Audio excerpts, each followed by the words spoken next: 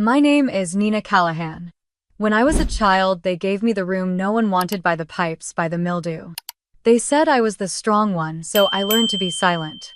I paid for groceries when Dad lost his job and babysat Samantha through every storm. I thought loyalty would earn me love. Instead, on her 30th birthday, she screamed, "Get out." My mother laughed. My father turned away. I walked out in heels I had worn for them. And the very next morning, I stepped barefoot into my own oceanfront mansion in Malibu worth $30 million paid in full. They still don't know where I went, but they will, because I kept the receipts. And I turned silence into stone. The room to the left of the staircase was always mine. It wasn't really a bedroom. More like a storage nook someone had cleared out and tossed a mattress into. The walls were yellowed from humidity, and one of them had a crack that started near the ceiling and split all the way down like a scar. In winter, the radiator clanked so loud it sounded like it was screaming. In summer, the fan just pushed around hot air that smelled like wet plaster. But still, Mom insisted it was cozy like a reading corner in a fairy tale. Samantha got the big room upstairs. 2 windows, both east-facing, so the sun kissed her awake every morning. She had a vanity, lace curtains, and posters of pop stars who looked nothing like us. I wasn't jealous. Not then. I was tired. Tired of asking and getting half smiles. Tired of hearing, "You're the strong one, Nina." Like that meant I didn't get to want anything. From as early as I can remember, I was the one who knew where the Band-Aids were. I was the one who walked to the pharmacy when Mom had a headache. I was the one who had to miss school if Samantha had the flu. She'd curl up on the couch swaddled like a baby bird while I wiped her forehead and carried the trash out. And if I got sick, "Well, you'll bounce back, sweetheart," Mom would say, already checking her phone. Once when I was about 12, I asked Dad if we could trade rooms. Just for the summer. He looked up from his newspaper and said, "Your sister's room has stairs. You want her falling down and breaking something?" That was the end of it. No discussion, no compromise. My safety didn't seem to factor in when I tripped over the basement stairs carrying the laundry basket a week later. I got straight A's. Every report card, every quarter. I volunteered at the library. I helped Mrs. Espinoza next door with groceries when her arthritis flared up. No one told me to. It just felt like what I was supposed to do. I thought maybe if I was good enough I'd finally earn a place that felt like mine. Then came senior year. I'd spent the entire summer in the community center library prepping for my college applications. I wanted engineering. I loved machines. I loved the logic of it, the way things fit together if you just studied hard enough. People didn't work like that, but blueprints did. When the Caltech acceptance arrived, I didn't open it right away. I held the envelope in my lap, breathing like something fragile lived inside it. When I finally tore it open and saw the words, "Full scholarship," I pressed the letter to my chest and laughed. A full ride. California. My life was about to begin. That night at dinner, I waited until Samantha finished telling the story of her choir solo. She had everyone's attention, even Dad's, who rarely looked up from his plate. When the room finally quieted, I said it softly. "I got into Caltech. Full scholarship." Silence. A full second of silence. Then Mom blinked. "California. That's really far, baby." Dad grunted. "Is that the one in LA?" "Pasadena," I corrected. Mom wiped her hands with her napkin. "Well, I guess you'll have to figure out your housing and all that. We can't help with flights." "I don't need help. It's all covered." Samantha stabbed a green bean. "So you're just leaving?" "I'm going to college." "You're leaving me," she said. And that was the moment. Not the letter. Not the scholarship. That moment when she made it about her. When Mom reached over and touched her wrist and said, "She's not leaving you, sweetie. We'll figure it out." I didn't cry. I didn't yell. I nodded, excused myself, and walked outside. There was no party. No cake. No congratulations banner.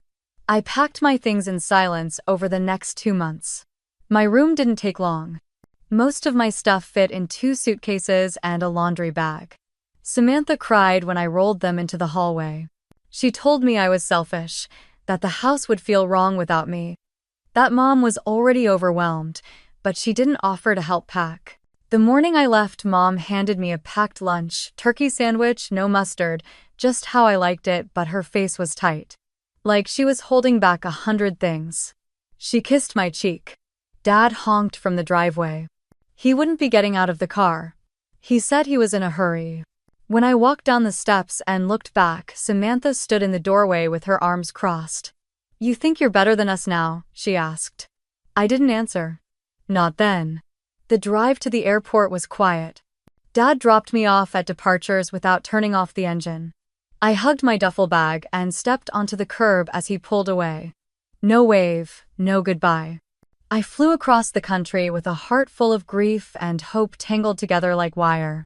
In Pasadena, the air was dry and the sidewalks smelled like jasmine in the mornings. My dorm room was tiny, but it had a window and sunlight poured in like a promise. For the first time in my life, the space around me belonged to me. But even then, late at night, I'd sometimes reach for my phone. I'd scroll through old texts, check voicemails I never returned. I kept my number the same for years. Part of me believed someone would call. That one day they'd say the words I always wanted to hear. "We see you, Nina. We're proud." But the phone stayed silent. And so did I. I filled my days with textbooks, code, and cheap coffee. At the University of California, San Diego, I felt like I had finally stepped into a life that didn't demand I apologize for existing. No one there knew I came from a family where silence was louder than praise. No one knew I used to sleep in a damp room beside a staircase. They just saw me. A mechanical mind. A quiet girl with sharp logic. And in those classrooms and labs, that was enough. I worked part-time at a campus library to cover expenses the scholarship didn't. Nights were long, and I often fell asleep with my laptop still warm beside me. But it was a good kind of exhaustion, the kind that felt like movement. Like maybe, just maybe, I was building something real. In my junior year, I landed a summer internship at a small software company in Solana Beach. It was modest, run out of an office that used to be a surf shop with whiteboards on every wall and beanbags no one ever used. The team was lean, young, hungry. I was just another intern until I met Julian Wolf. He was the lead developer, about 5 years older than me, with permanently rumpled hair and a worn denim jacket he wore even in July. The first time I presented a solution at the Monday stand-up, he didn't say "nice job" like others did out of politeness. He asked to see my code. Then he called me into his cubicle later to ask how I'd thought through the algorithm. Most people nodded at the results. Julian cared about the thinking behind it. We stayed late some nights going through lines of logic like puzzle pieces. He pushed me. Not because he doubted me, but because he didn't. For the first time, someone looked at my brain like it was a muscle worth strengthening. That fall, I turned down 2 return offers to stay in San Diego and continue working part-time for Julian's team. I didn't tell my family. By the time I graduated, I'd already been promoted to junior developer. The company was expanding into fintech, and I floated an idea during lunch one day. A simple, streamlined app that could help hourly wage workers track income, automate bill payments, and reduce overdraft fees. Julian didn't laugh. He leaned forward, eyes focused. "Tell me more." Within 4 months, we quit our jobs and filed an LLC. We worked out of my apartment for the first 6 weeks, surviving on ramen and instant oatmeal. The apartment was small with mismatched furniture and a busted heater, but it had a wide table by the window where we set up our monitors.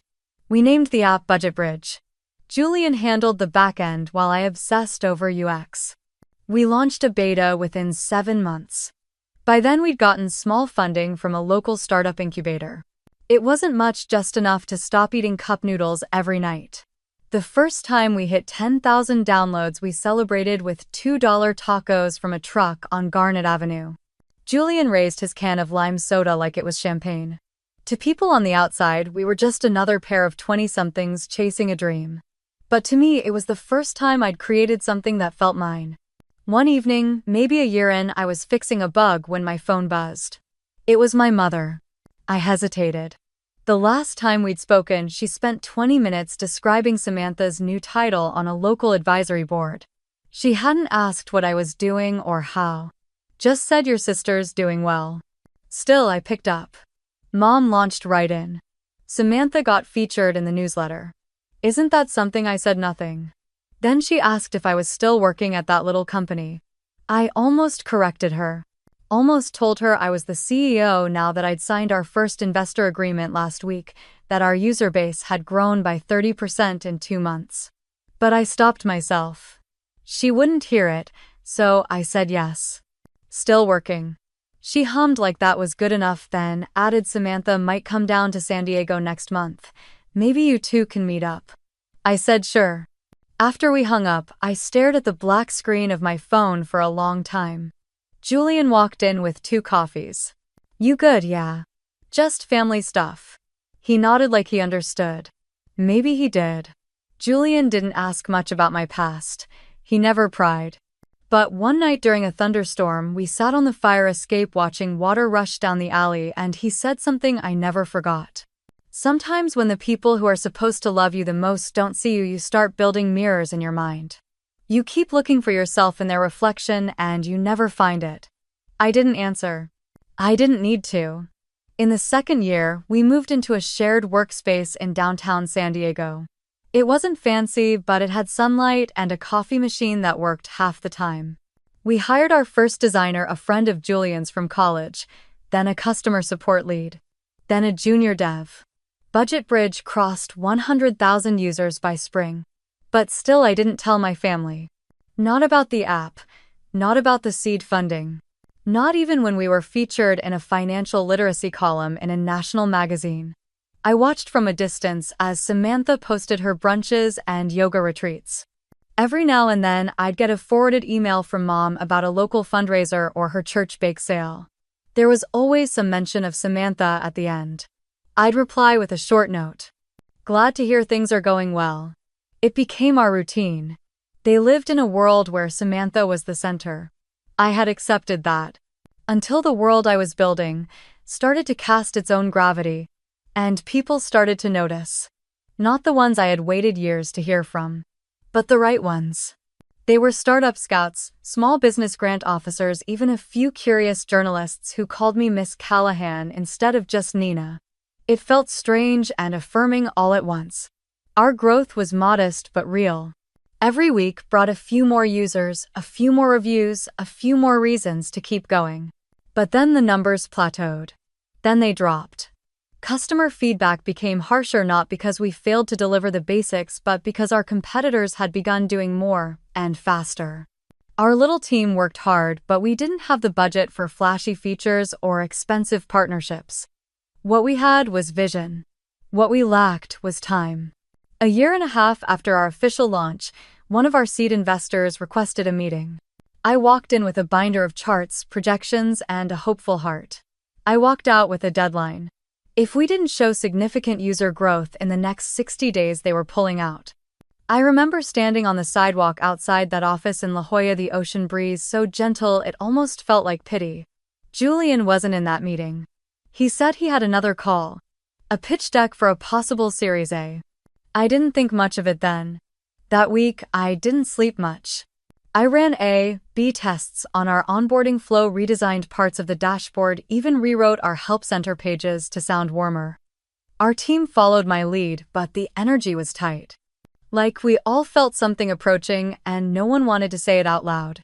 Then on a quiet Thursday morning, I opened our company email and found a thread I wasn't supposed to see. It was forwarded to me by accident. Or maybe not. The subject line said term sheet review, Brightline FinTech. My breath caught. I read the body 3 times. Julian had signed on with one of our closest competitors. A slick, overfunded platform that had approached us 6 months earlier about a merger. We had declined, he hadn't. There was no resignation note, no conversation. Just a name on a contract and a dotted signature that no longer belonged to my co-founder. I stared at my screen until the cursor stopped blinking. Then I closed the laptop and walked out of the co-working space. No one noticed. Over the next 2 weeks, things unraveled quickly. Our investor followed through on the exit. A second one did the same.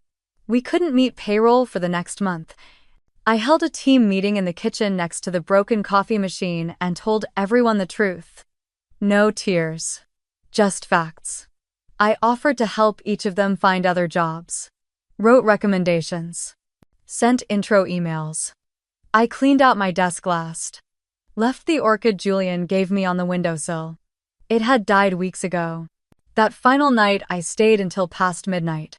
The office had been quiet for days, but that night it felt truly empty. Not just in space, but in spirit.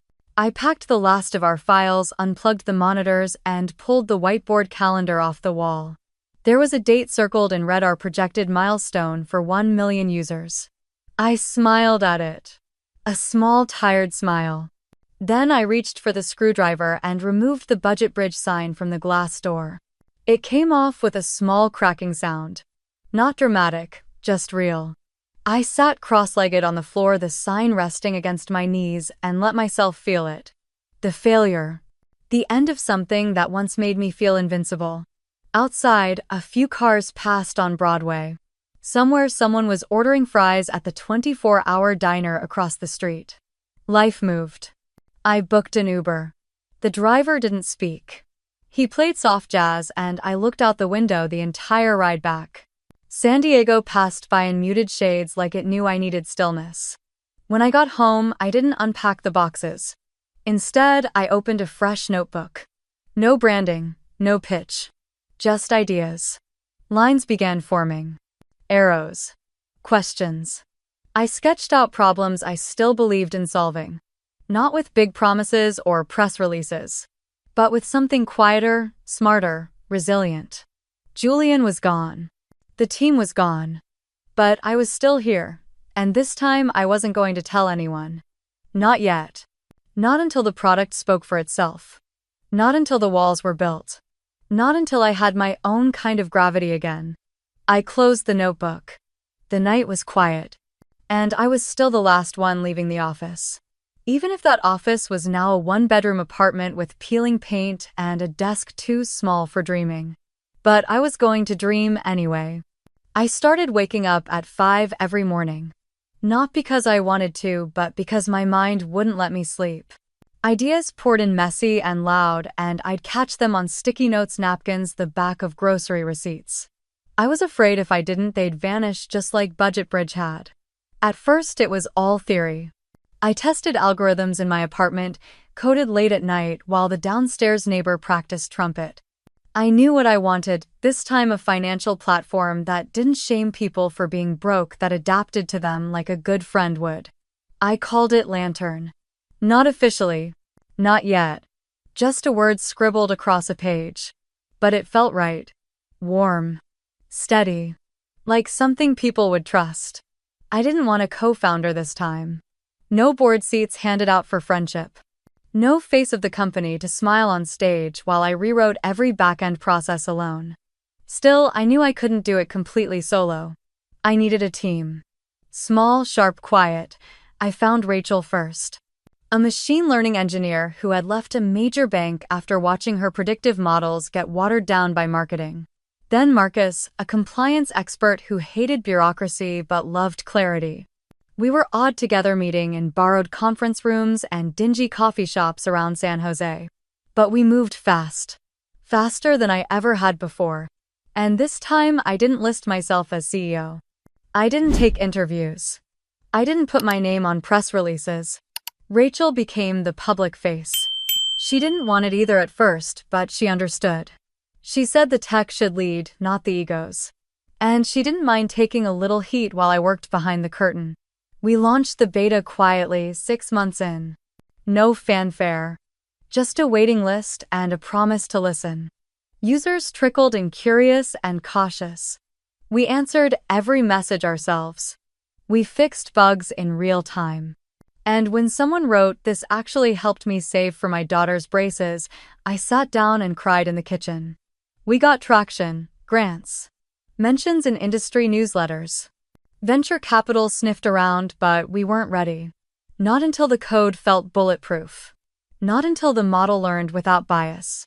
2.5 years in, we filed for a patent on our AI engine. I signed it with my full legal name tucked into a line of technical authorship. No titles. Just initials. At a fintech summit in San Francisco, we were invited to demo. Rachel would present. I would watch from the audience like just another data scientist with a lanyard and tired eyes. The conference hall was sleek and unforgiving, full of people who said things like exit strategy and vision alignment over $10 coffees. Our booth was small. A single monitor, looping lanterns interface, and a bowl of mints we forgot to refill. Rachel stood tall. Confident but real. She didn't oversell. She walked through our origin, our philosophy, and then the machine itself. No magic, just math done right. When the Q&A opened, a man in a pinstripe blazer raised his hand. He didn't introduce himself. Just said, "Who's the architect behind the lantern logic grid?" Rachel glanced at me. I shook my head just barely. She smiled and said, "We're a collaborative team." The man smirked. Funny, because the patent filing lists N. Callahan as the lead contributor. A ripple went through the room. I felt my hands clench in my pockets. Rachel didn't flinch. "Yes," she said. "That's correct. Is she here?" he asked, scanning the rows. I stayed seated. Another investor whispered something to his colleague. I caught the word stealth. Rachel changed the subject. She always had timing. She pulled the screen to show Lantern's real-time adjustment tool, and the crowd leaned forward again. The moment passed, but I felt its weight. Afterward, in the hallway, Rachel handed me a bottle of water. "You okay?" I nodded. He wasn't wrong, but I'm not ready to be public. "You don't owe them a name," she said. "You built something better than that." That night, I walked the Embarcadero alone. The lights from the Bay Bridge shimmered like scattered ideas I hadn't caught yet. I stopped at a bench and sat thinking about everything I had given up. The recognition. The applause. Even my own name. But I didn't feel regret. Lantern was growing. Our users trusted us. Our model worked. And my name buried in legal code and invisible strings was enough. I didn't need a spotlight. I needed freedom. Freedom from being compared to Samantha. Freedom from the weight of firstborn responsibility. Freedom to build without being dismissed. As I headed back to the hotel, I passed a bookstore with a display that read, "The Stories That Shape Us."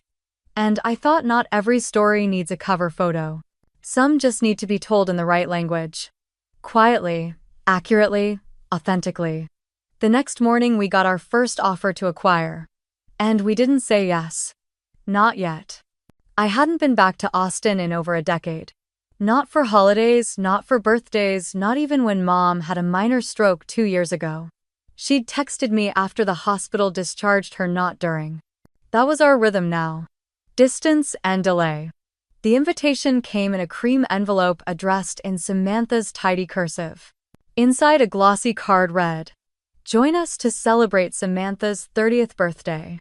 There was a photo of her on the back, smiling in a blue silk dress, wine glass raised. Mom had added a note in blue ink. "Hope you can make it home, Nina." She still wrote the word home like it belonged to all of us. I almost threw it away. But then I didn't. I bought a bottle of Cabernet from a local vineyard outside Santa Rosa, one that wasn't sold in stores. And from a dusty box in my closet, I pulled out an old painting Mom used to love. A watercolor landscape with gold reeds by a lake, the kind she'd said reminded her of Vermont, even though we'd never been. When I landed at Austin Bergstrom, the humidity hit like a wall. I stood on the curb, gripping the neck of the wine bottle through a paper bag, and waited for a rideshare. The driver glanced at me in the rearview mirror. "Visiting family?" he asked. I nodded. The house looked the same. Blue shutters, gravel driveway, wind chimes that always tangled in each other. Balloons were tied to the porch rail. Inside, people laughed in bursts, the kind that followed champagne and easy privilege. I knocked. Dad opened the door.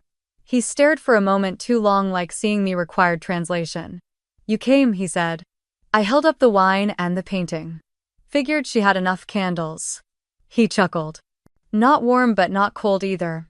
Just unsure." Inside, the living room pulsed with music and the scent of catered hors d'oeuvres. Samantha stood near the fireplace wearing a white dress like she was renewing vows with herself. People swirled around her, orbiting like she was gravity. Mom approached with a practiced smile. "You look Well, so do you. I handed her the painting. She blinked then smiled for real. You kept this? I nodded. I remember you loved it. She squeezed my hand briefly then turned to greet someone else. That was the most affection we'd exchanged since I was 20. I stayed near the hallway for a while, sipping my wine slowly watching from the periphery. A few cousins waved. Aunt Janice asked if I was still doing tech things. I said yes and left it at that. Dinner was set in the backyard under string lights. I found a seat at the far end of the long table. Samantha made a speech about growing older, finding your path, and knowing who your real friends were. Then the toast started. When it came to Mom's turn, she raised her glass and said, "To my beautiful girl who's never stopped making us proud." Dad followed. "You've always been the light in this family." I sipped my wine. Then Samantha stood again, holding her glass with both hands like she was at a wedding reception. "And let's not forget my big sister Nina who disappeared for a while." She grinned. "Seriously, where did you go, witness protection?" A few guests chuckled. "No headlines, no interviews, no TED Talks. I mean, did you get abducted by monks?" I set my glass down carefully. Samantha's voice rose. "Come on, Nina. Share something. Remind us you exist." I pushed my chair back. The gravel shifted beneath my heels. Samantha blinked. "What if you can't be part of the celebration? Maybe you shouldn't be here." I didn't answer. I turned toward the gate. Behind me she snapped, "Get out." The words hit me like a slap. But what stung more was the silence from the rest of the table. Then Mom laughed. Not cruelly. Just lightly, like someone brushing off static. Dad smirked into his wine. "Get out," Samantha said again, louder this time, as if the first time hadn't landed enough. So, I walked. The gravel crunched, the wind chimes clattered above the porch. No one followed. I didn't slam the gate. I didn't need to. The echo of her voice, of their laughter tucked under napkins and half-empty glasses, stayed with me longer than any door ever could. At the curb, I opened the rideshare app. The screen flickered for a moment before loading. I realized my hands were shaking, not from anger but from something quieter. Disbelief, maybe. Or the weight of an answer I had known for years but kept hoping would change. A car pulled up. I got in. The driver didn't speak. I didn't either. We passed the sign for the highway, then the airport exit. I glanced down and noticed I still had the wine bottle. Unopened.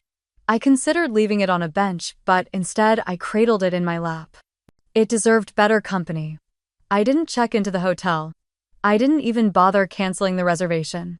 At the airport curb, I pulled out my phone and changed my flight. Red-eye to LAX. I didn't want room service or fresh linens or a view of the Austin skyline. I wanted out. The plane was nearly empty. I took a window seat and watched the lights shrink behind me. Somewhere in that city, my parents were probably loading the dishwasher. Samantha was still the star of her own party. No one would notice I was gone until someone realized the wine bottle never got opened. We landed just before sunrise. Los Angeles was hazy, the light soft and gold. I picked up my small suitcase, still packed with clothes I hadn't worn, gifts I hadn't given, and walked through the terminal without stopping. Outside, the air was cooler, salted faintly by the ocean. The car I'd arranged months ago was already waiting. I got in and the driver greeted me by name. "Good morning, Miss Callahan." I nodded and looked out the window. The traffic was light. We passed through Pacific Palisades, then wound up the coastal road toward Malibu. The sky was turning pink now, and the ocean below shimmered like glass. The mansion sat at the end of a quiet cliffside road, its gates tall and black and silent. No neighbors visible. Just sand, surf, and a horizon that belonged to no one. The driver parked and helped with my bag. I thanked him, then stood alone at the front steps as the gates closed behind me. I entered the code. The door clicked open with a soft mechanical sound. Inside, everything was exactly as I'd left it during the inspection. Marble floors, pale oak staircase, floor-to-ceiling windows that faced the ocean. It smelled faintly of wood polish and new beginnings. I set the suitcase down and walked barefoot through the hallway, trailing my fingers along the wall. I ended up in the kitchen and poured myself a glass of water. The silence was deep but not heavy. It didn't press down on me the way silence used to in shared spaces filled with judgment. This was a different kind, a clean kind. I opened the doors to the terrace. The wind lifted my hair gently. Below, waves rolled in slow and steady. Gulls circled above unbothered. I leaned against the railing, my fingers cool against the stone, and watched the horizon for a long time. The sale had been in motion for 6 months. The offer was placed through a private firm. The funds came from the Lantern acquisition, carefully structured so no part of the public deal included my name. It was all legal. All quiet. Lantern's buyout had gone through without fanfare. The announcement listed the acquiring company, their new product suite, and a few placeholder names from the new executive team. I wasn't mentioned once. Just a footnote in the patent line proprietary AI framework authored by N. Callahan. That was enough.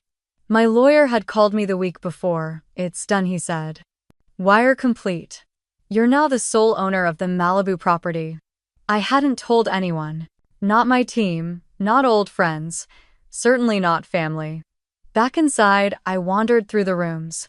The office had built-in bookshelves still empty. The bedroom windows faced the sea. In the walk-in closet, the light turned on, automatically illuminating polished shelves and empty hangers. It didn't feel like a void, it felt like a promise. I walked back downstairs and sat in the living room. The couch was soft, neutral beige, the kind of comfort that didn't call attention to itself.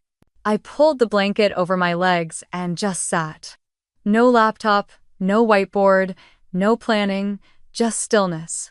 For the first time in years, I didn't feel the urge to explain myself, not to a team, not to a partner, not to a parent wondering what I did for a living. No press to charm. No investors to convince. No man to validate me. Just me and this space I had built with silence and persistence. I closed my eyes. Not to sleep. Just to listen. The wind, the ocean, the faint creak of the house settling. It all sounded like breathing. I thought of the painting I'd brought to Austin. How Mom had smiled briefly like a memory had touched her. Then how quickly she turned away. How easily Samantha had pulled the attention back like she always did. Here there was no one to pull anything away. I opened my eyes and looked around again. The sunlight had shifted. The living room was now washed in gold. The shadows were soft. Nothing sharp. Nothing rushed. I stood up and walked to the piano. It had come with the house. I'd never learned to play. I lifted the cover and touched one of the keys. The note echoed gently, then faded. I pressed another. Then another. No melody. Just sound. I didn't need to fill the house with noise. I just needed to know it was mine. The email came on a Thursday morning. Subject line: strategic collaboration opportunity. I almost deleted it without reading. But the sender's name stopped me. Samantha Callahan. She had used her personal email, not her PR firm's. That told me something already. I opened it. Dear Lantern team. I'm reaching out to explore a potential brand collaboration. As you may know, my recent media presence has experienced a temporary dip due to false accusations by a few misinformed clients. I'm working with advisors to rebuild and am seeking innovative partnerships that align with wellness, financial clarity, and digital empowerment. Your platform has caught my attention, and I'd love to connect with the founder directly. Warmly, Samantha. No last name, as if I might not recognize it. No mention of what the accusations were. No hint that she had ever screamed at her sister in front of a room full of people and slammed the door behind her. I didn't forward it. I replied myself. Thank you for your interest. We've passed your request to the relevant department. If there's alignment, someone will be in touch. No name, no sign-off. Just the words. I stared at the screen for a while after sending it. Not because I second-guessed it, just because it felt like something final had closed and there wasn't even a sound. Later that day, my operations director flagged the request in our internal system. You want me to respond officially or let it drop? Let it drop, I typed. By Monday, the story broke wider. A boutique fitness chain in Denver posted a formal complaint on Instagram. Samantha had hosted 3 sold-out workshops and promised a follow-up series with personal coaching access. Payment had been upfront. The follow-up never came. Emails were ignored, refunds stalled. One of the co-owners tagged half a dozen industry pages, then Lantern. I didn't respond. Our team flagged the post and monitored it. Samantha's name started trending again. This time not with champagne and rose petals. I watched from the patio laptop, open sea breeze in my hair, the fire pit crackling faintly beside me. My name was nowhere in the mix. Not yet. Then came the podcast. It was a quiet little show. Not one of the big tech profiles. Just a niche voice in the innovation space. A 30-minute interview with someone called NC, listed only as a founding engineer behind Lantern. I hadn't authorized it, but the voice was mine. It was clipped from an old internal panel I'd agreed to speak at months ago, meant for team onboarding. Someone had leaked it. In the clip, I was asked what motivated me to build Lantern. I said sometimes when you're told enough times that you don't belong at the table, you stop asking for a seat. You build a different room. And you don't hang a nameplate. The host asked, "Have you ever been underestimated?" I laughed softly in the audio. My own family thought I was wasting time. Someone once asked me if I even knew what a spreadsheet formula was. That was the moment I started designing the engine. The episode got shared on Reddit. Then Twitter, then LinkedIn. People connected the dots faster than I expected. Someone dug up my thesis from Carnegie Mellon. Another found my early design patent filed under N. Callahan. Screenshots of Samantha's birthday party surfaced again. The comment sections started to merge. Wait. Is this her sister? Didn't she get screamed at in that viral birthday video? I didn't log on to comment. I didn't tell my team to take anything down. I just sat in the reading nook by the upstairs window, barefoot, sipping coffee, while the internet pieced together my name from fragments I'd never given them directly. That weekend, someone messaged our public contact form asking for confirmation.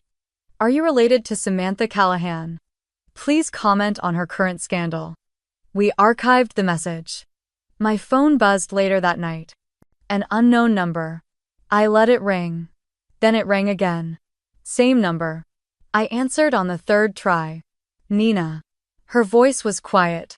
Shaken. She didn't say who she was, but she didn't need to. Hi, Samantha. There was a pause. I could hear traffic in the background. Or maybe wind. Is this true? She asked. That you're the one behind Lantern? Another pause. Then, like she had swallowed something bitter. Why didn't you ever say anything? I didn't answer. I let the silence stretch out until it folded in on itself.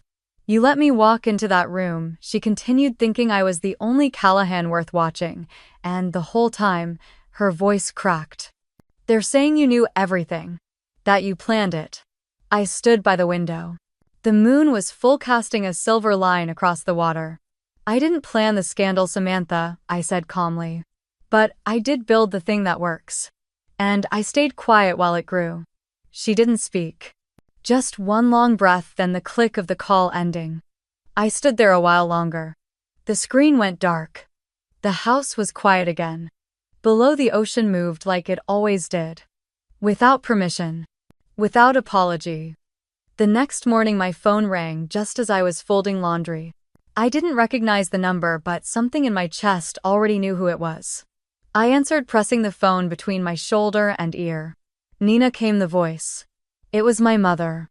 There was no greeting, no pause. Just tension so tight it almost cracked through the line. So is this how you get back at us? I didn't respond right away. I kept folding. A soft cotton sweater, the sleeves falling into each other like quiet arms. I'm not getting back at anyone, I said. I'm just living my life. She scoffed. You knew what that podcast would do. The way you let them connect the dots. You could have stopped it. No, I said gently. I didn't start the fire. I just didn't put it out for you. She didn't like that. I heard her sharp inhale. You think you're above this family now? No, I said. I think I outgrew the idea that family means staying silent while being stepped on. She went quiet. I imagined her pacing in that kitchen back in Austin, the same place where I had watched her laugh while Samantha mocked me. "What do you want from us?" she finally asked, lower this time. "I want nothing," I said. "And that's what makes this hard for you, isn't it?" There was a click. She had hung up. I sat down slowly on the edge of the bed. The folded sweater slid off my lap onto the floor, but I didn't pick it up. I wasn't angry, just empty. Like there was supposed to be grief, but it had already dried up somewhere along the way. That night, I made tea and sat by the window. The waves below rolled in steady as always. I tried to remember what her hugs used to feel like when I was little. But all I could recall was the way she used to brush Samantha's hair with gentle hands while mine was always in a quick, distracted braid. I didn't expect to hear from my father. But a week later, an envelope arrived. No return address. Handwritten in stiff black ink. I recognized the uneven cursive before I opened it. Inside was a birthday card. Cheap cardstock with a glittery floral design. The kind you'd find at a drugstore checkout. "Happy birthday, Nina," it said. Nina. Not Nina. I stared at it for a long time. Not because the name was wrong, but because I knew it wasn't a typo. That was the nickname he used for the neighbor's daughter when we were kids. The one with the straight A's and tennis trophies. The one he always compared me to. I didn't open the rest of the card. I slid it back into the envelope and walked upstairs to my office. There in the second drawer of my desk, beneath the deed to the Malibu property, I placed the card gently. Then I closed the drawer. Some part of me wanted to believe that gesture still meant something. That a misspelled name and a glittery card were his version of reaching out. But the rest of me knew better. I didn't cry, I didn't rage. I just looked around the room. At the shelves lined with prototypes. At the framed article from the day Lantern went live.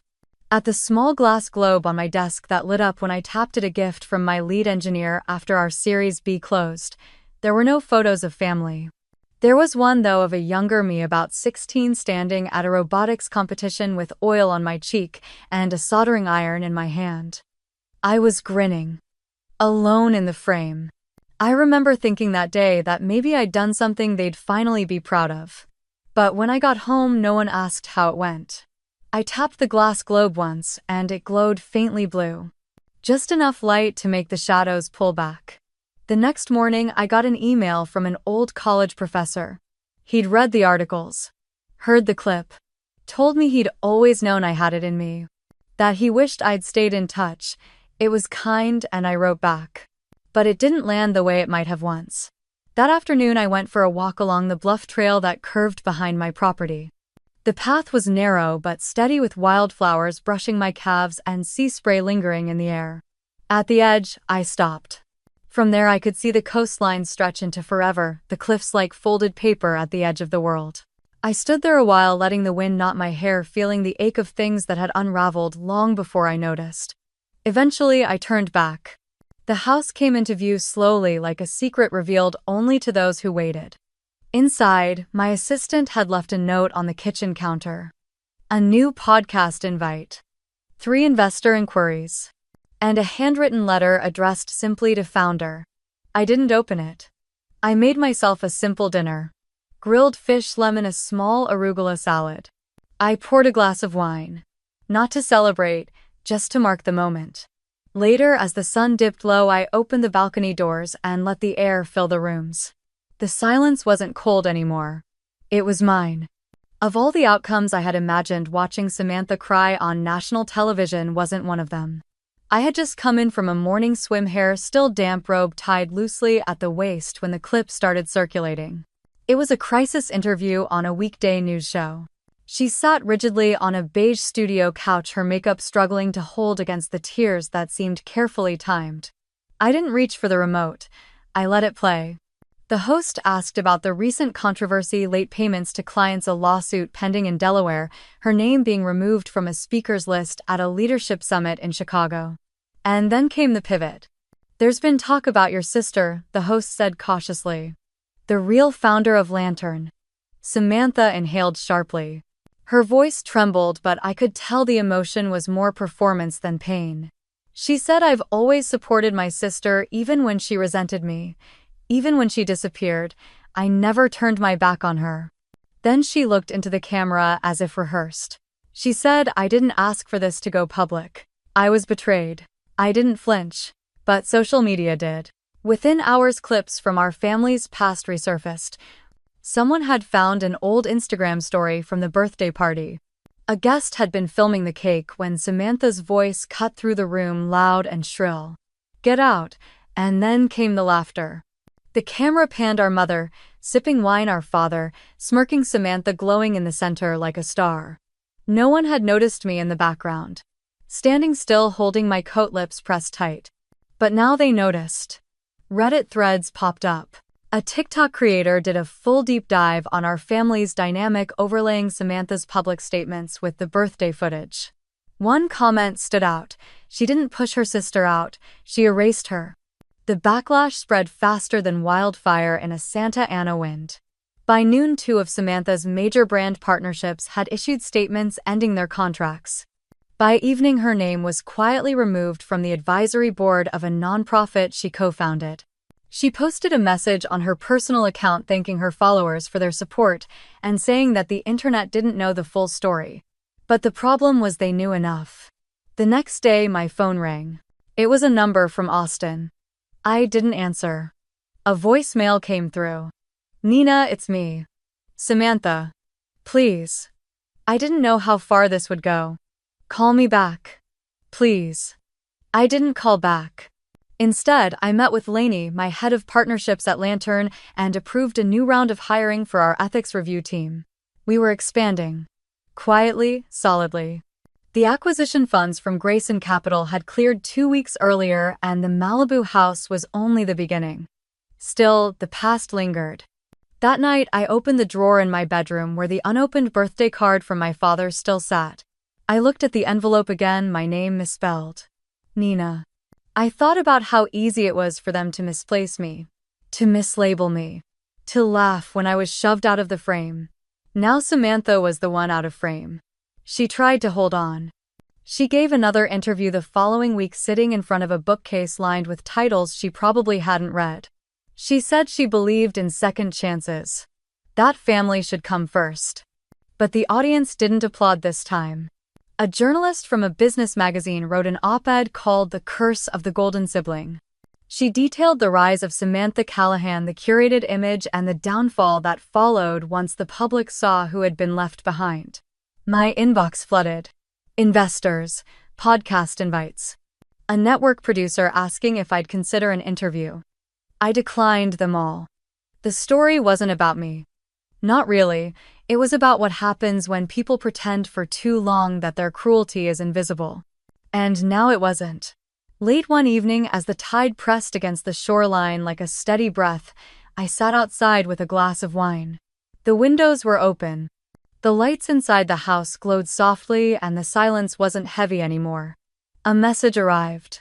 It was from a former professor at Stanford. She wrote, "Congratulations. Some truths take time." I didn't reply. I just closed my laptop and leaned back. No fireworks. No revenge speech. Just gravity doing what it always does. Letting the weight settle exactly where it belongs. He reached out on a Tuesday morning. The email was brief. Just a suggestion to meet. No subject line, no greeting. Just a time, a place, and his name. I stared at it for longer than I'd like to admit.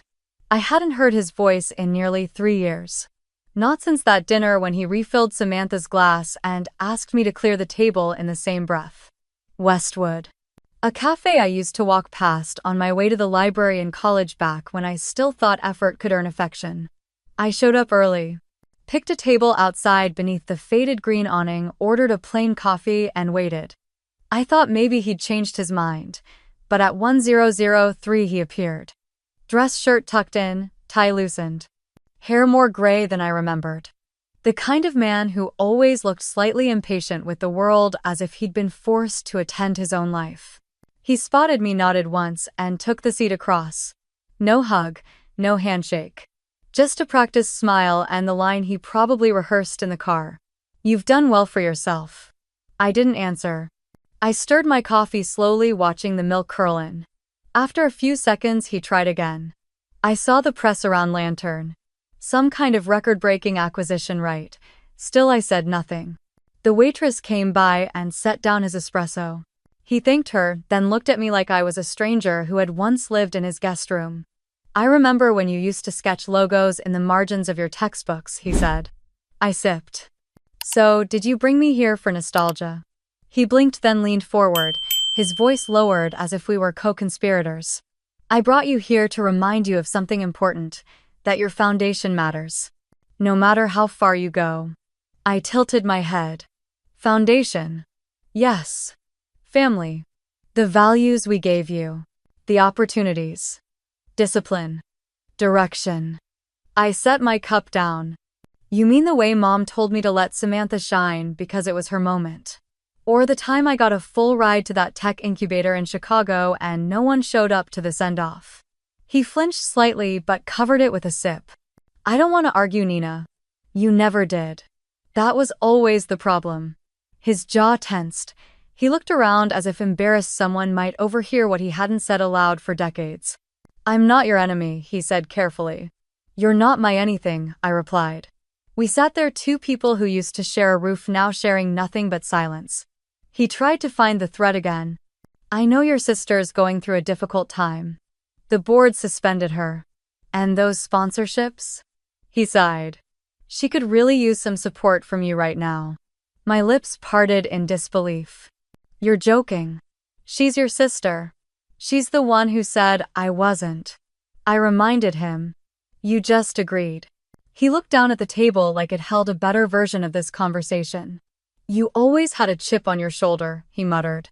"No," I corrected, "I had a hole in my chest. From trying to matter."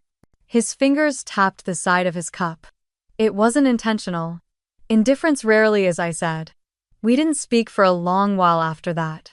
I watched a young couple at the next table laughing over shared pancakes. Their hands casually brushing, no weight in the air between them. I wondered what that felt like. Then I reached into my bag and pulled out the book. The cover was simple. Soft gray linen with silver lettering. "Building from the Silence." I slid it across the table. "What's this? A gift? Or a mirror?" Depending how you read it. He glanced at the title again, then turned it over. His brow furrowed at the author's initials. "NC," he looked at me. "You wrote this," I nodded. "It's an internal Lantern publication, for our partners. And the interns. People who were told their voice didn't matter. Turns out it does." He held the book like it might burn him. "Why, give it to me." "Because I built something from nothing. From all the things you said weren't enough. I just thought you should see the blueprint." I stood before he could answer. Tossed a few bills on the table to cover our drinks. "Nina," he said quietly. I paused. "Are you happy?" It was the first real question he'd asked me in years. I turned back, met his eyes. "I'm whole." And I left. The parking lot shimmered in the sun. I slid into my car, hands resting on the wheel, and stared ahead as if the road might speak first. Back at the house, the waves crashed like clockwork. A soft rhythm against the shore that didn't care about apologies or titles or second chances.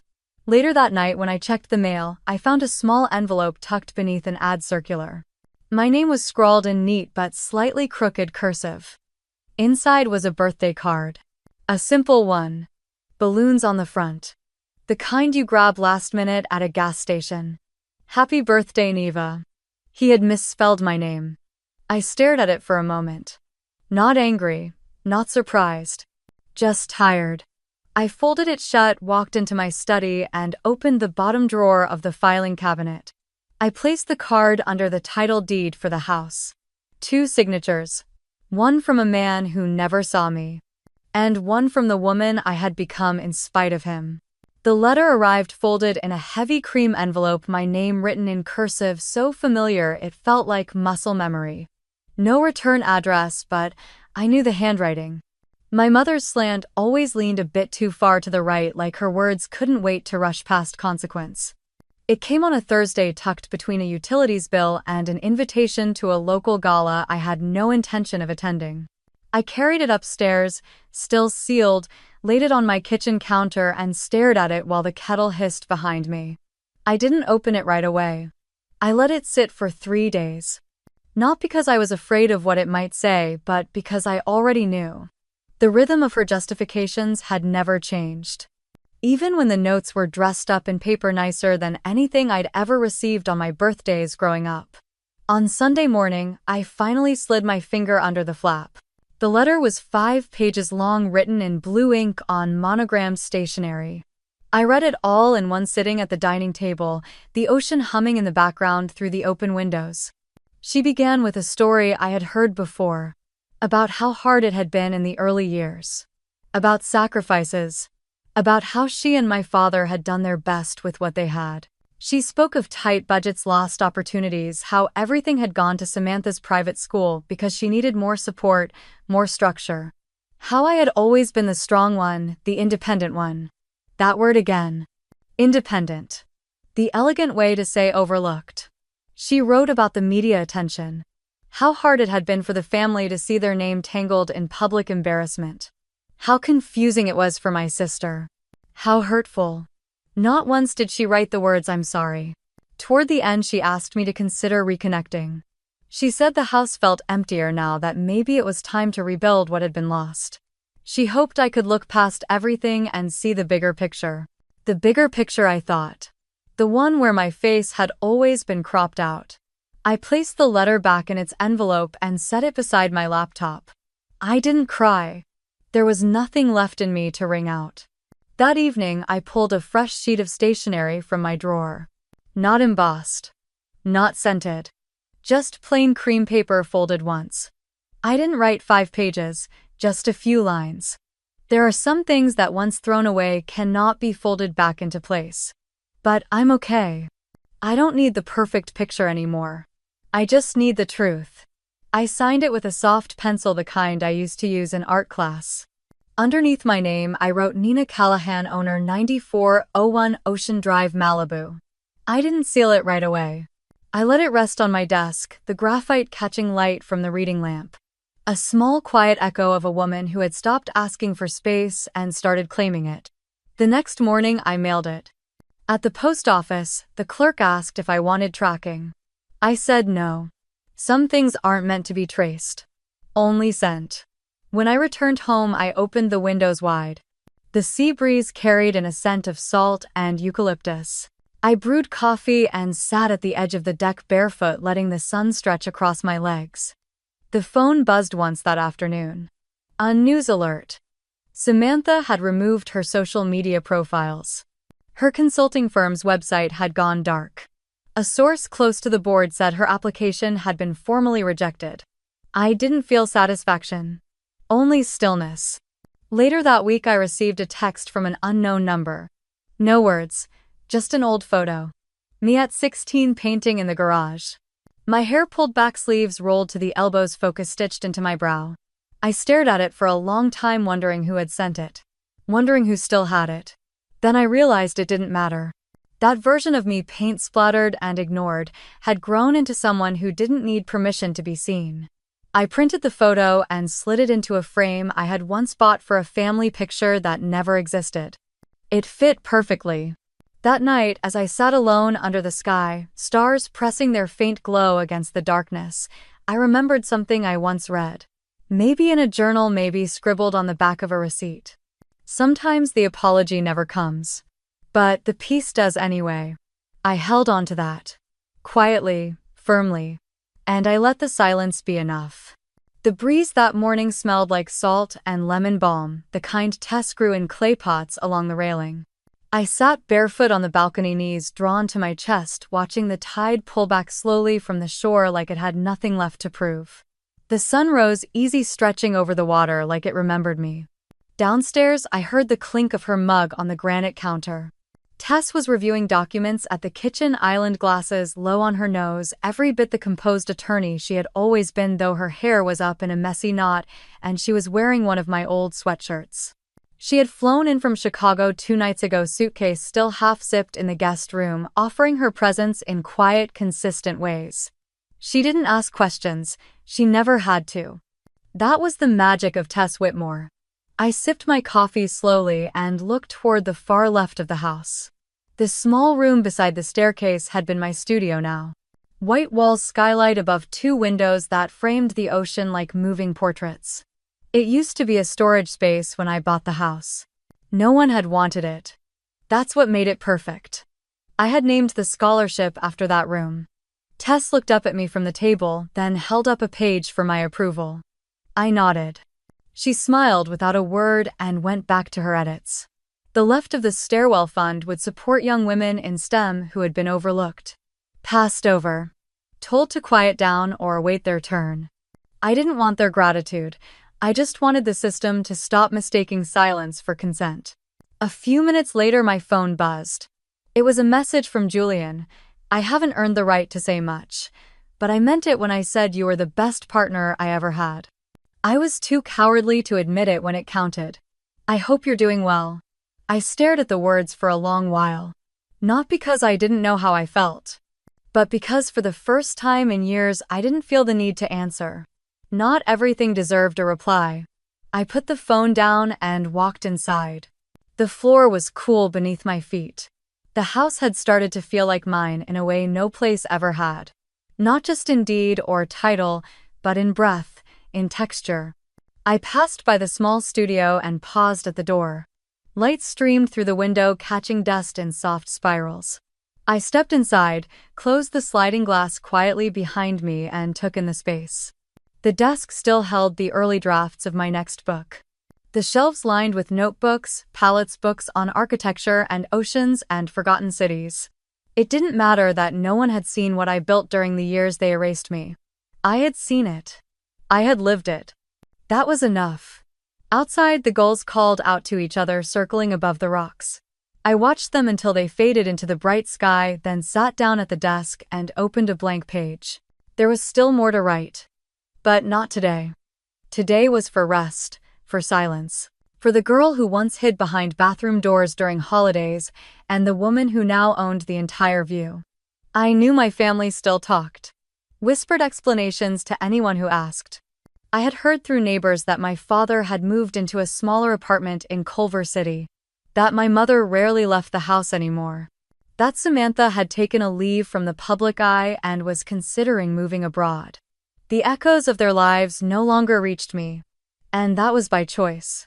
That evening, as Tess and I sat by the fire pit outside, wrapped in light blankets with wine in hand, I told her I was finally ready to let go of the last question. Why? She tilted her head, waiting. Why they chose her. Why they erased me. Why it took everything falling apart for them to notice. Tess nodded. Then said softly, maybe the answer isn't for you. Maybe it never was. We didn't speak much after that. The waves kept time for us. The flames flickered low. The night stretched out wide and forgiving. I slept deeply that night. No dreams. No shadows creeping in. Just the ocean. And the quiet. If you've ever been pushed out of the place that was supposed to be your home, tell me. Would you build something new, or would you go back and knock on that same door again? I'd love to hear your story. And if you saw even a small part of yourself in mine, leave a like or drop a note. Sometimes the quietest voices carry the furthest.